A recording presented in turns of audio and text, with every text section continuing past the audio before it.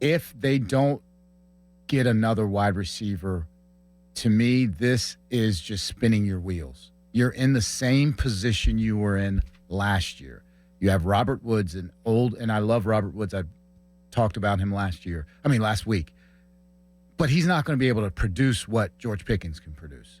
You're talking about Calvin Austin. He's an Oompa Loompa. He's 5'9". I mean, why you got to do him like that? I mean, granted, he had a good year and everything, but when you're talking about if I'm thinking about it, because I just look at it from Aaron Rodgers' point of view, I have 1, maybe 2 more years left, and I want to go into a situation where I can maximize what I can bring to the table. And if you're talking about DK Metcalf, that's great. George Pickens, ooh, that perks my interest. And then you just get rid of Pickens, and then you're talking about Austin, Woods, and then Rome Wilson. I mean, wait a minute now. You're talking about a lot of unknowns and a guy on the decline. So how is that going to help me maximize where I am with my physical skills and ability this year? So to me, I'm hoping that Dorn's right, that they're going to bring someone else in, because last week I used one of your terms, waxed poetically about their plan and how they executed it. And I thought this plan this year is like, let's get one more run at the ultimate goal. Bring Rodgers in, have the 2 horses at wide receiver, have the tight end, upgrade the running back position. The defense, we got some pieces in place that if there are injuries, the level of expectation doesn't go down. Let's make this last push. This now just counteracts all of that. Oh, they're worse today than they were at the end of last year.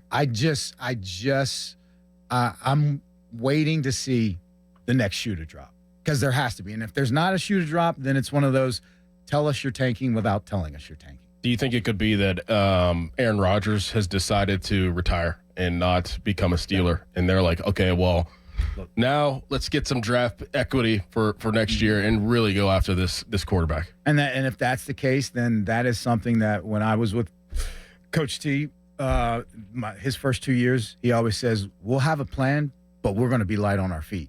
And if that is the case, then they're light on the feet, and then they adjust it. So this is one of those things, we're going to talk about it. Everybody's going to talk about it all day.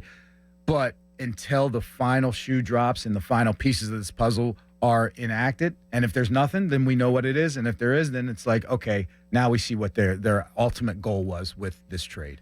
You talk about being light on your feet. Is it possible that it was, like you guys have talked about, let's take one final stab at this if Aaron Rodgers comes back and decides to play for us? But if he doesn't, okay, we're going to trade Pickens. We're going to lean into a pseudo rebuild tanky kind of season with Mason Rudolph at the helm. And next year you gear up. Either way, you're going to try to take a quarterback. But without Rodgers, you just lean into it. Yeah. And if that's the case, do you stop at Pickens?